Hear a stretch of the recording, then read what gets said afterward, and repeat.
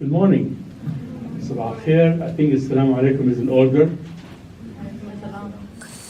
Ask me to talk about myself for a minute, so I think I'll do that. Let me first thank him also and all our colleagues at the university who made this possible. And you'll be happy, I hope, to know that there will be some food later on. Compliments the Arab American Studies Center. So I thank my colleagues there as well. Welcome to campus, maybe your future campus, who knows. Whatever your interest is, knowing oneself is very important. How then do we define ourselves? So there are ways to kind of arrive at self-ascription, as they call it. It's a useful word. I'm going to throw a few of those terms at you. Ascription is how you identify yourself.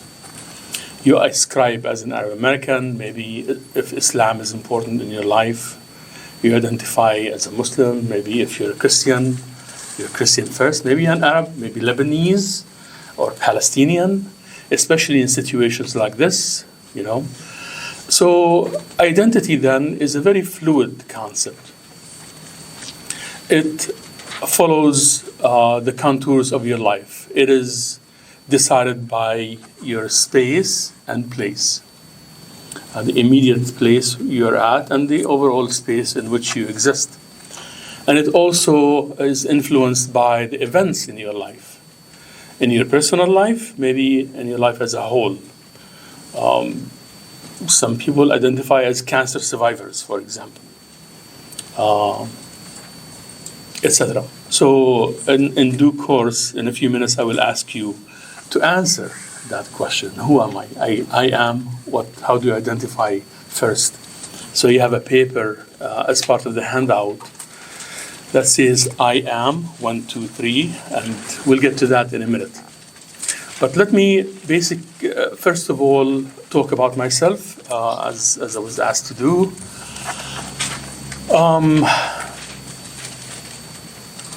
Without going on a soapbox, I am an immigrant, born in Jordan, although I never volunteer this to my students usually. Came to this country as a student and didn't think I had a place to go back to, so I stayed. My family joined, and I wanted to become a metallurgist. I loved metals. I grew up in a boarding school in Jordan, a German school. If you know anything about Germans, they're very industrious. I was really impressed. I had mentors all my life. I'm very, very grateful for that, which is very important too. So my mentor, there was a fire in our school in the iron workshop and all the metals melted. It was a very, very intense fire. And he actually could identify the metals by the spark they make when he applies the file. What do you call it? I'm sorry? The fire. No, it's a tool that spins really fast and... Grinder? Grinder, thank you. So he put the grinder to the metal, and from the shape of the spark, you could tell which metal it was. Vanadium, chromium, steel, soft iron, etc. I was really impressed. So I found my way to Flint, Michigan. Wasn't easy at all. To go to the General Motor Institute, the best institute in the world for engineering. I wanted to do Maschinenbau in German, or I think the equivalent of that is tool and die or something like that. But I couldn't get in. So I took all the technical classes. They told me you have to be sponsored by GM. You have to be a citizen. Good luck to you. So I switched to political science, but I was a very hard worker. And I had relatives in Flint. I knew very little who owned grocery stores. So I worked in one of their grocery stores, and I impressed them because I was such a hard worker. I have to tell you the story very, very quickly because it has to do with work ethic, and sometimes we identify through our work or our profession or our passion. So I worked in this grocery store. I know it's not very impressive, and raised by Germans, I have to give them credit. I went and cleaned up the back room. It was like empty bottles and chicken bones and half full beer bottles. It was not very fun. But I cleaned the place up. The owner came, went to the back room, and he was shocked. He said, "Oh my God, where did this sink come from?" It was a nice shiny sink, which I cleaned up, right? He had that business for almost 14 years and didn't even know he had a sink in the back room because of the dirt piled up on top of it. So I gained a reputation as being hard worker and ethical about my work. The word spread. This rich guy came to have a cup of coffee, and he approached me about the business, looking for someone to take it on because people kept going out of business in it. And I was doing a BA in political science with no idea about what it is I'll be doing next. So I took a look. Next thing, I owned it. But I knew enough to ask him for an option to buy the building. And my economic life was set for the rest of my life, not the profession itself. So years went by, a couple of years went by, and I said to myself, who am I exactly? Did I come to the United States to own a business? I wanted to make a difference, wanted to do more considerable things. We have to contend with this, I guess. So I wanted to know how come I owned a business. So I started reading about this, and I found out that there is something called patron-client relationship. The patron, someone is established. The client is a newcomer, and they are sponsored, trained, put up by the patron, and then they own a business. And it turned out that I was the last link in a 100-year odyssey by people from Nazareth who came to Flint, Michigan, preceded by Lebanese families who opened businesses, and one brought the other, and that continued for 100 years. So I figured I'm going to go back and find out the first person who sparked this patron-client 100-year chain link. I found out it does exist in all communities. Greeks are big in restaurant business. Jewish people are started actually as peddlers. So did Arab Americans, as you will hear in a minute. And I went to the son of the man who came. You'll hear about him in a second. His name is Amin Farah. He owns all those papers, and he's the reason why I became a historian. He died in 1975, way before I came to the United States. Never knew him. His son told me, "Look, I have some papers in the basement. My father left. I don't know what to do with them.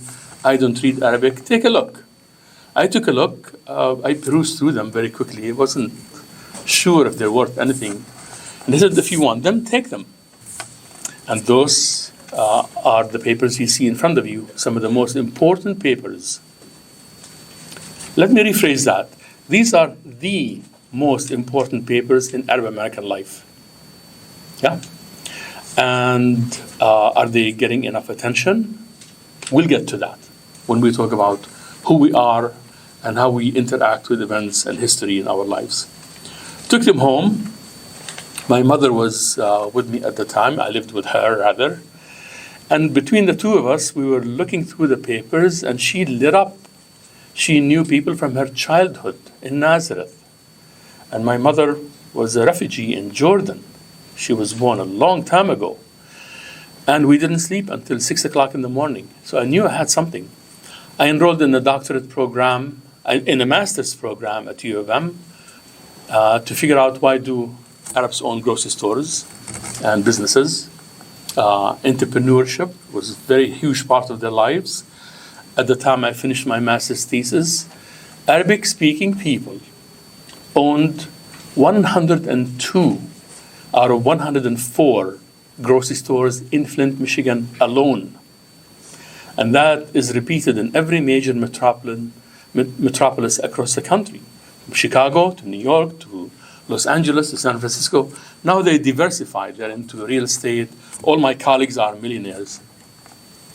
In my case, I said, I'm going to enroll in a doctorate program to make sense of those papers. This is going to take the rest of my life. I was very stable. I tell people I used to pay more in taxes than they pay me now, but I wasn't very satisfied and happy. I could not identify as a business person confined to that space. And that's how I became a historian. And to understand immigrant experiences, I had to study about the theories, which we'll talk about very briefly. I'll go through the handout I gave you quickly. Don't be annoyed because we have a lot of information to kind of contend with. So, who are we?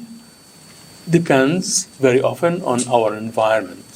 How we identify today may or may not change. But I'm really curious to know, as I speak, if you don't mind, if you have a pen, jot down how you identify yourself by number of priority. First and foremost is number one, second and third. So for a time, for example, when I got married, I would identify as a husband, I guess, as a father later on. Now the kids are out of my hair in college. I graduated from college. I don't know, I guess I have a little bit of back pain, which reminds me that I'm a cat dad because my cat keeps crowding me. I slept wrong and my back is killing me. So some people identify as like cat mom and dog dad. And so the things that matter the most in our lives is define us. What are those things? What do you identify first? And second and third. And below that, please include, if you don't mind, you don't have to put your name, by the way. Just write down the name of a role model, any role model, from your personal life, from cultural life, it can be an artist, it can be a religious person, whatever you identify with. Preferably, if you're an Arab American, a role model from Arab American life. I'll be really curious to know that. So don't overthink it. However, whatever strikes your fancy, what do you identify first the most as, just jot that down. No worries. It'll be anonymous. Now, where do we start to talk about identity? There are theories that kind of rule that. If you go to the first page, assimilation models and scholarship, we try to avoid the terms assimilation as much as we can, and the reason for that will become evident momentarily. But there were very important people who drafted or developed what is called immigration paradigms. You've heard Ustaz Wissam say that we are a nation of immigrants. How do people become American? How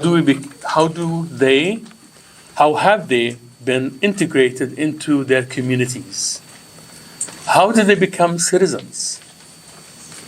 It has a lot to do with how they identify as individuals. So the paradigms go something like, you come as an immigrant. In the case of Polish peasants, was one of the first studies, lived in slums in Boston, Massachusetts, and a guy named Florian Znaniecki and I.W. Thomas, and a guy named Ernest Burgess came up with this cycle that first they face resistance, acceptance, integration. And every immigrant group that comes has to go through the same motions. They're resisted, they're treated with suspicion. You might have an idea, although you live in this bubble we call Dearborn, but when you basically leave that bubble and go in real life, you might find some resistance from people.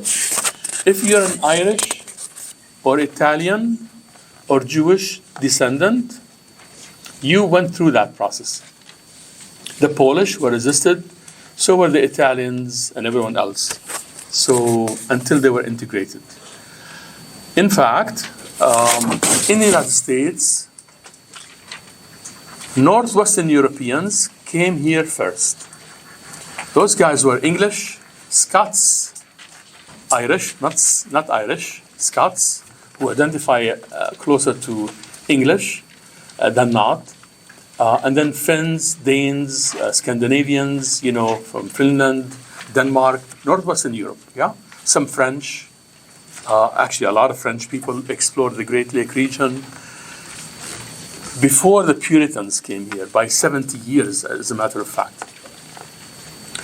For the folks in Michigan history, whatever you write, a couple of pages would be great. By the way, I don't stress over this. A lot of information, whatever trickles or resonates with you, jot it down and you'll be good. It's like shooting fish in a barrel, is that the saying? I just want you to know that. So, and those guys became think of themselves as the original people who discovered this country. The trouble with that is that this country was inhabited by Native Americans, the original Michiganians, we call them in Michigan history, the First Nations, the Canadians call them. In fact, you guys heard of Plymouth Rock? Yeah, it's famous. You read about this for sure, right? It might surprise you to know that the guys who landed on Plymouth Rock in 1720 were greeted in English. Yeah, because the French were here, abducted some of them, brought them back to England and France, and brought them back, and they learned English and French, by the way.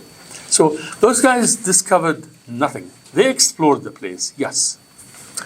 But, and here is where identity becomes politicized, they began to mold the place in their image. Eventually, that became known as manifest destiny. So as they moved, they did not acclimate themselves or accommodate to their environment. They wanted to subjugate the environment in their image. Hence, manifest destiny.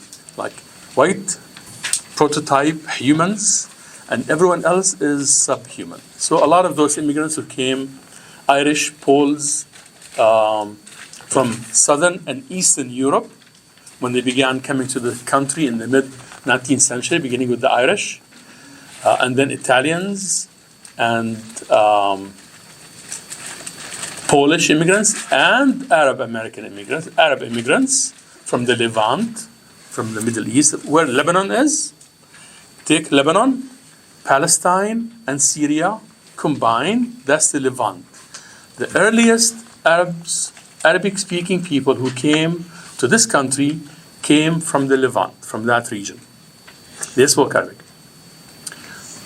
We're reluctant to say Arabs because among them there were a lot of Armenians who spoke Armenian, identified as Armenian.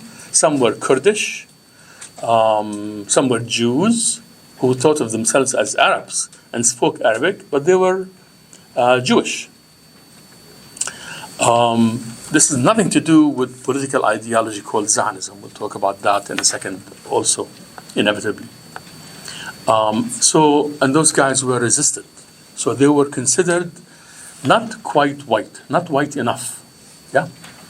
As a matter of fact, the Polish people had to do jobs that African Americans wouldn't even touch in Boston and elsewhere. They lived in slums, eventually worked in factories, but to kind of navigate how those guys look white, so why can't they be considered white, right?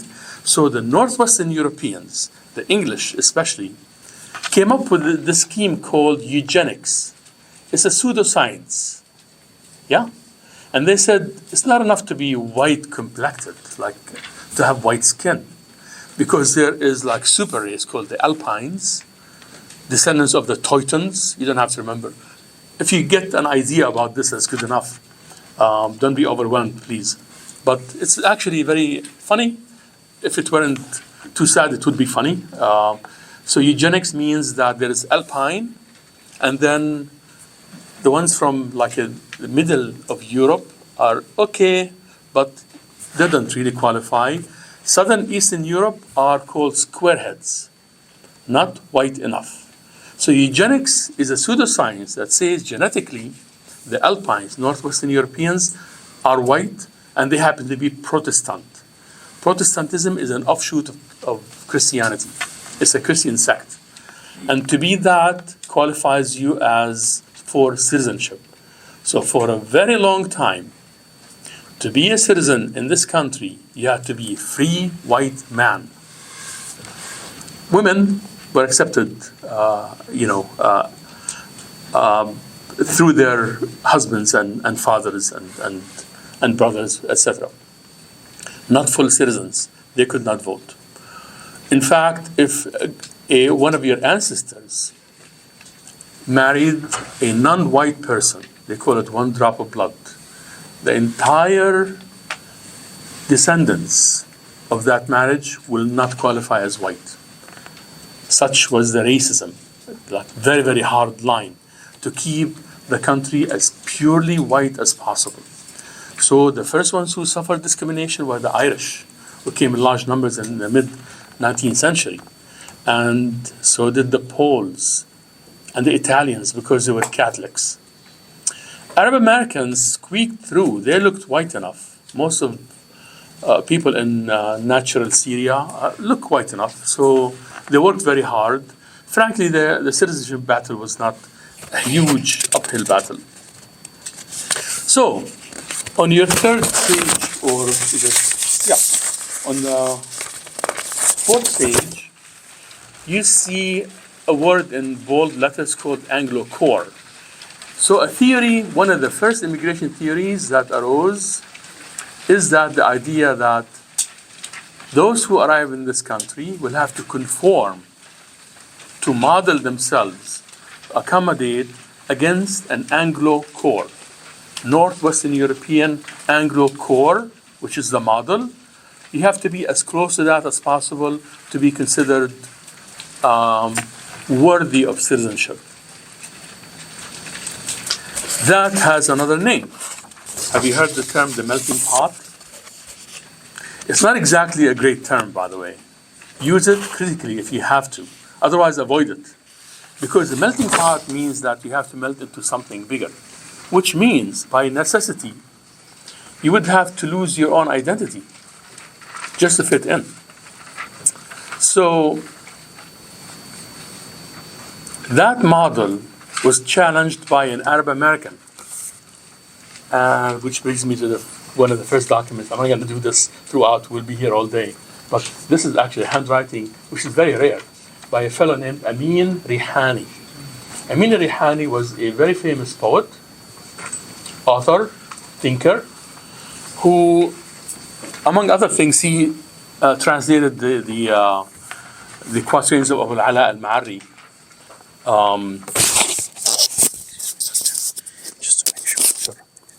And he wrote the first modern poetry style, freestyle poetry in Arabic. He's the first to do that.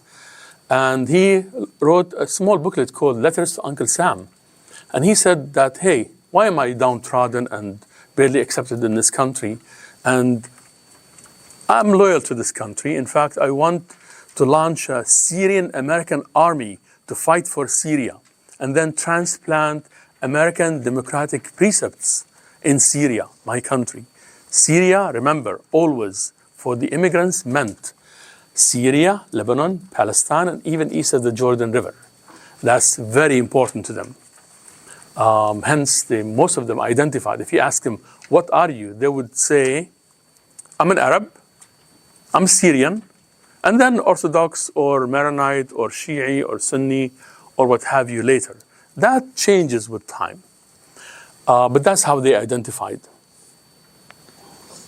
So immigration paradigms kept progressing and people began to recognize those immigrants. So what Amin Rihani introduced, he's not given credit for this. The credit goes to a guy named Horace Callan, who was Jewish and a Zionist, for reasons I will not delve into for now, for our purposes. But Amin Rihani introduced a new concept called cultural pluralism, which simply means that you can be a member of the Arab nation, this Arab Syrian nation, and be American at the same time. Cultural pluralism. So instead of a melting pot, we have cultural pluralist society, in his view, which looks like a mosaic. The mosaic as a whole will make up what the United States looks like. Okay? A country made up of many cultures who identify as American, yet are faithful to their roots, cultural roots. Yeah? Cultural pluralism. Only the country was not ready for this kind of thinking. So racism prevailed until after World War II, when the United States began to open onto the world. There's a really cool musical called South Pacific. If you have time, watch it. It's a musical. Most of the music is written by Oscar Hammerstein. And he talks about, this when Americans began to flirt with accepting, interracial marriage with Japanese and Southeast Asians. But the objective behind that was colonial. The United States was flexing its muscles and was modifying its views to accommodate other cultures. But nevertheless, there's a song inside that film, if you can watch it, look it up and watch it, a song about you've got to be taught. He married a local woman and his family shunned him. They understood that. And they said as much. One of their important guests here, from two guests actually, one Syrian, one Iraqi. They both died in a car accident that same day, as a matter of fact, traveling from Flint to Detroit. Khalil Sheikh and Mufarraj were their names. Very important. They were collecting money for village revivification programs, Jam'iyyat In'ash al-Qura, across Syria and Iraq at the time. In any case, those guys, by that time, a lot of Arab Americans said, we are Arabs. We're proud of that. We want Palestine to be free. We want to reunify the Levant into Syria. But we are loyal Americans, and joined World War II, just like they joined World War I when they could, although many did not see enough action because the US did not want to fight in that war, entered very, very late. Started in 1914, the US entered in 1917, etc. But in World War I, Arab Americans per capita raised more money. They sold more war bonds than any other immigrant group. In World War II, they did the same thing. So I have a lot of pictures and documents that show that in Flint, Michigan alone, they sent at least 2 ambulances to the armed forces in the front in Europe. So now Arab immigrants who identified as Syrians increasingly began to identify as Arabs as a whole, but always as an American in addition, right? Now, something happened I didn't want to talk about in too much details. It's all over the news. Specific identities. I mentioned that the French carved out a piece of Syria and they called it Lebanon. That became the roots of what became Lebanese identity. Lebanese identity existed even before that. If you came from the mountain areas surrounding the Beirut area, from the Lebanon. But it did not, it was subsumed within Syrian identity. And Syrian identity was subsumed in a larger Arab identity. Yeah? The weight, the center of gravity was actually in Egypt, where the country had the most complete cultural experience. In fact, a lot of the Syrians ran away from they were chased out by the Turks and ran to the safety of Cairo. That's where they established very, very important newspapers like Al-Ahram, a newspaper. The official newspaper in Egypt was founded by the Sarkis family, Syrians. And there is many, many examples like that. They were influenced by and influenced the local scene, and many Palestinian and Syrian families became Egyptian to this day. Just like a lot of the families, you'll be surprised, like Sarainis, I can actually name a lot of families who you know as Lebanese families, large Lebanese families, are split between Nablus or Haifa or Jaffa or Nazareth, the Galilee, and Lebanon. When the Europeans drew those frontier borders, they split them in half. And hopefully they know that they're related. But a lot of it made no difference what part of the Arab world you're from, because the overarching marker of identity for Arabs, you are an Arab if you what? What is the most important thing that defines what an Arab is? Anyone? Their language? Absolutely. The Arabic language. It's a very powerful common denominator. It's like a window onto each other's souls. I can read Naguib Mahfouz and understand Egyptian history. And of course, this is interchangeable. So the language is actually is a vehicle for collective memory. Yes. Why is there 2 or 3 countries that are Arab but they don't speak Arabic? Say again. Why is there 2 or 3 countries that they are Arab but don't speak Arabic? You mean Djibouti and Mauritania and Somalia? Yeah. Well, those guys, those countries are members of the League of Arab States, but they identify as Djiboutis, Somalis, and Mauritanians. They have their own language. In fact, within the Arab world, within Algeria itself, you have the Berber or Amazighi, and they have their own language. Half of Iraq is, well, not half, actually. Northern Iraq, there's a lot of Kurds who were part of Iraq when Iraq was and Iraq is a member of the League of Arab States. So it's a fluid situation. In the case of Djibouti, I think it's for the benefits of belonging to a group. Then some Saudi money trickled into the country, and they find safety in as part of the state of the League of Arab States, which is a voting bloc, hopefully acting in unison, but we know they're not unified as much as they should be, I guess. Would you agree? They're not. Are they? Are Arabs unified? Is there what do you guys think of Arab unity? They use it's not that They were constantly in war with each other. Yeah. You can tell how much weapons and support they're sending to the Palestinians, right? What, 1, 2? I'm being facetious, you know that, right? Fireworks, they said. Say again? They're saying fireworks only. Fireworks. Yeah, hopefully food. But yeah, we can talk about the present. But it's good to look at the past on its own terms, not through the prism of the present. Because if you understand history, the reason why I think history is important, I honestly had no inkling I'm going to become a historian until I became one. But understanding the past helps you understand your present, and then it helps you chart the future, right? So far we have the Arab National League. Arab American identity was born. And then Arab Americans suspended its operations and joined World War II, like good Americans, which they also were, yeah?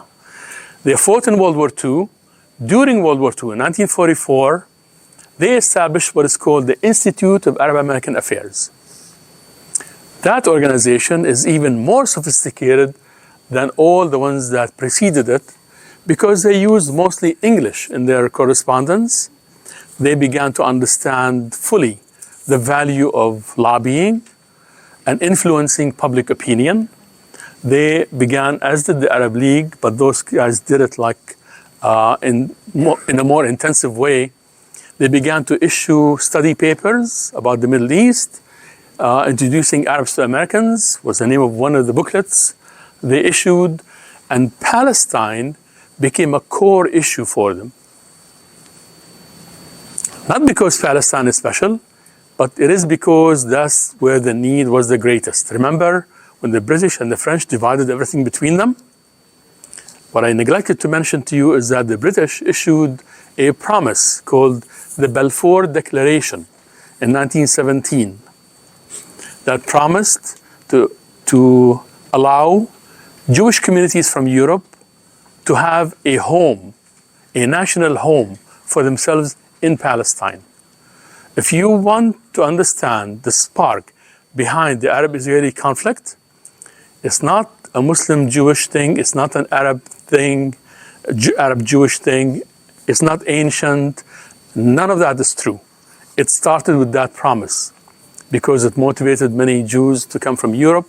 This is way before the Holocaust was, way before even Nazism was an idea. Supported by the British and the French to a measure, displacing Palestinian communities. That's where the problem began.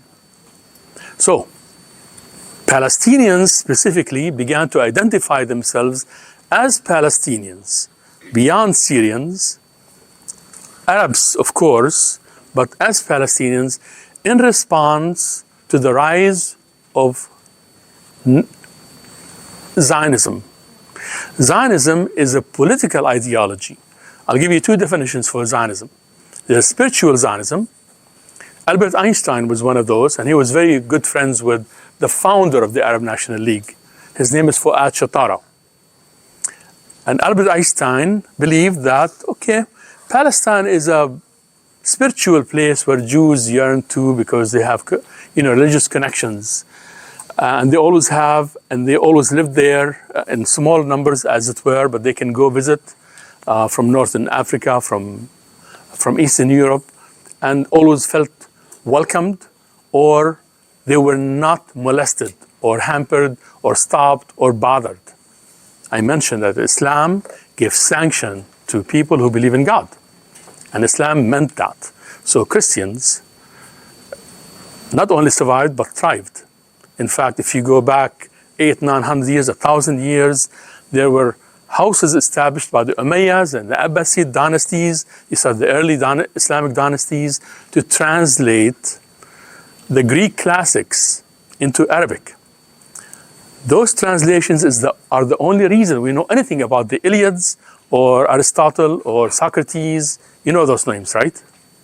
Because from Arabic, they were translated into Latin and other languages. See the connections? We're talking about cultures in contact.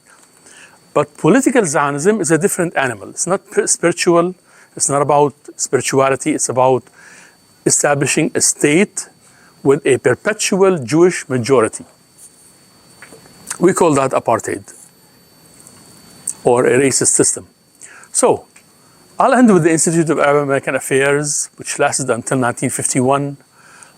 In the interim, Arab Americans always lagged behind Jewish Americans in terms of numbers.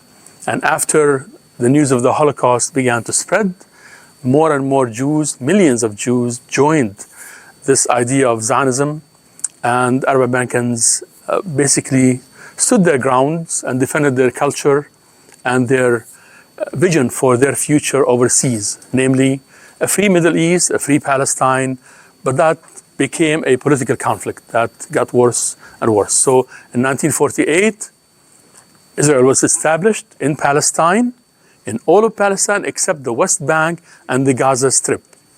In 1967, the Jewish forces, which outnumbered by far all those Arab armies by about fourfold, took the West Bank and the Gaza Strip and the Golan Heights and the Sinai Peninsula from Egypt. Golan Heights from Syria, Sinai from Egypt. Until there was a peace agreement, they gave Sinai back. They never gave back the Golan Heights, and the conflict continued. And Gaza became besieged place with the most densely populated area in the world, and you know what happened. And if you don't, you should read on that. I recommend you look up on, you guys like YouTube? TikTok?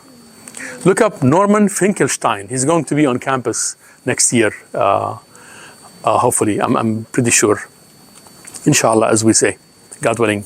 So Norman Finkelstein talks about Gaza in details, what happened there. So does a former colleague, a friend, her name is Sarah Roy. She wrote a huge book called The Gaza Strip, and others did. But it's good to be educated, and frankly, social media is becoming more reliable than CNN or the networks or the cable news. But you have to be judicious and avoid propaganda. So the more information you have from books and historical resources, the more you'll be able to distinguish between fact and fiction when it comes to social media, but that's another big topic. But all the information you have about what's happening in Gaza is thanks to the social media. So Can we take questions? absolutely. So this wraps it up. There's 50 years beyond that of Arab American life, but let's let you kind of decide what comes to mind. If you have any questions, I know this is a long spiel, but what do you guys think? We're talking about identity here. I'm really curious to know what you wrote. Yeah. So what we can do is, because we have about 11 minutes before we serve lunch, and then about 1:30 we'll be leaving here for the little hike. So thank you very much, Dr. Bawardi, for the presentation. We're going to have Dr. Bawardi, if you can just be present with the students. You can go, after we serve lunch, you can go around looking at the different posters, and Dr. Bawardi is going to be here if you have any questions about what you're seeing or reading, or about the speech. If you also want to take a look at some of these documents, these ones, please don't touch them, but you can take a look at them. And before we go to break for lunch, I wanted to also introduce Dr. Wissam Al-Maligi, who is the director of the Center for Arab American Studies. If you want to say a word, Dr. Wissam, about integrating identity from an artistic perspective, I'd like to get your input on that just for a few minutes. And also thank you for collaborating with Dr. Bawardi on putting this together. Oh, wow. I thought we'll be staying here for a long time. Thank you so much. It's a feast, huh? It is a feast. Okay. Thank you so much, Wissam, and welcome to all of you over here. And I'm very happy to be with Professor Bawardi, who is, as you probably know, I mean, like in just a brief time, he's given you a well of knowledge, and you can imagine what it would be like to have him as a colleague. I'm very fortunate to have that. And those of you who might join, I mean, and maybe you're fortunate enough to take one of his classes, you will learn so much. I already learned so much just by looking at these and listening to what he was saying. So thank you, Dr. Bawardi, for this. It's an honor to work with you. And thanks, Wissam, of course, for inviting us and for bringing the students here. And thank you for coming. I'll just speak very briefly. My name is Wissam Al-Maligi. I'm originally from Egypt, so I was very happy when Dr. Bawardi mentioned Egypt a few times. I mean, I always feel that. I'm the director of the Center for just, a couple of years, the Center for Arab American Studies. What I also want to mention over here is another aspect which is related to Arabic. And again, you heard Dr. Bawardi talk about Arabic language as one of the common features that bring Arab speakers and Arab Americans together. I'm also director of the Arabic Arabic Studies major, and it's an important aspect to keep in mind when you consider studies. So what I will talk about very briefly is this aspect of what the Arab part of the Arab American identity, or the Arab part of this, what we sometimes refer to as a hyphenated identity. My main focus is on literature aspect, actually. So how far is identity formed by culture? How far is identity formed by literature, by the cinema, by music, in addition to other things such as religion, for instance? But how much of Arab American is Arab, basically, and how much of it is American? That's an important aspect to keep in mind when you explore your own identities, your own backgrounds, and whether you're looking at very Arab American TV shows like Rami, for instance, for those of you who have watched sort of parts of that, or like looking at presentations, and Bawardi teaches a course on that as well, and there are many about how Arabs are demonized in cinema and in Hollywood, and have been for a very long time. But how much does the Arabic-speaking world know about Arab America? And that's a point I would like to discuss sort of very briefly, or like at least like throw a few points over there. Translation becomes a very important issue. In this sense, again, Naguib Mahfouz was mentioned in the previous talk, and someone like Naguib Mahfouz would not have been known to many Arab Americans, particularly of a younger generation, if he had not been translated, because of also aspects of the language. But if it wasn't for translation movements, In the case of people like Mahfouz, his entire work was translated by the American University in Cairo, and there have been, of course, translations as early as, much earlier than that, going all the way back to Baghdad, going all the way back to the House of Wisdom in medieval times, in the Abbasid times, which have essentially contributed to what is referred to as the Renaissance in Europe, which would not have been possible without translations from Greek to Arabic and from Arabic to the different languages of Europe at the time. So when we talk about integrated identities, and you have that a lot in the United States, like with the hyphenated identities you see in African American, Asian American, Arab American, and so on, there's an aspect of it, which is the first part of that keeping it in itself isn't an element of pride, isn't an element of going back to your roots. Is it just a cultural hegemony thing where you sort of bring two cultures and mesh them up together? What I would encourage everyone to look at is look at translations and also look at original sources, where particularly when I can try to compare cultures, talk to your parents, if they are from Arabic heritage, and find out the differences between what they have learned if they are first generation or immigrants, for instance, and what they have studied and what they have understood. Because a lot of the things that we discuss and that we study here, a native speaker of Arabic from Egypt or Lebanon or Palestine or Syria might have studied those even in high school, might have actually read about those as at your age in Arabic, which completely redefines or shapes the experience that is filtered down to you in a different way. I won't take a lot of time, but one of the things I would strongly advocate for, in addition to sort of the Arab American aspect, is also the Arab aspect of the Arab American aspect. And would that require learning the language? So be it. I mean, because we have one thing in linguistics called diglossia, and diglossia in linguistics, to define it very briefly, is when one language has many different dialects that are very close to it, but that also seem to acquire a life of their own. And Arabic is one of the most powerful languages spoken ever, and it's one also of the most versatile. It's one of the most flexible, and that's why you have Fusha, or Modern Standard Arabic, and you also have so many dialects. We were already talking about people who do not speak Arabic necessarily, but who live in Arabic-speaking countries, and they learn Arabic. I mean, at a certain point, Arabic was an elitist kind of language, even, or a language that you needed to learn if you were Persian, if you're Greek and you want to get high office in Baghdad or in Cairo in the 10th century or in the 9th century, you would learn Arabic. The idea here, how much of Arabic is a unifying element and how much of it is a divisive element. I would say that the fact that Arabic can grow and develop into dialects is not actually divisive. It's the other way around. It is something that can bring people together even more, as long as we stick to a knowledge of the original as well, or of the classical. Because even classical Arabic, what we consider as Fusha, and a lot of people complain it's difficult, and the grammar, I mean, with all respect to American schools, I mean, grammar apparently is not something that a lot of people have heard of, even in English.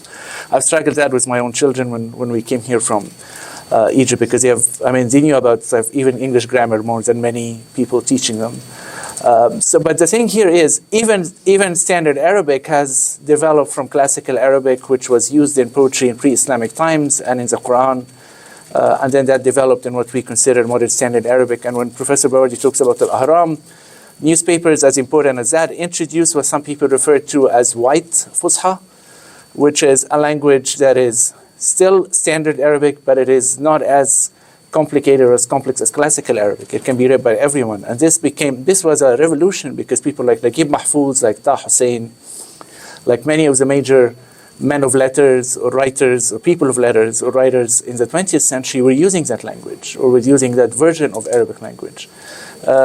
So this is an ability, or this is a very powerful tool that we have as Arabs or Arab Americans, that is probably one of the few things that we still have going for us. The ability to understand each other and to be united through documents that we can read in a language that very few people would understand and would see the sinewy sort of differences in them. Okay, I'm going to stop here, and thank you so much for joining us. Thank you, Professor Bawardi, again. Thank you, Sam.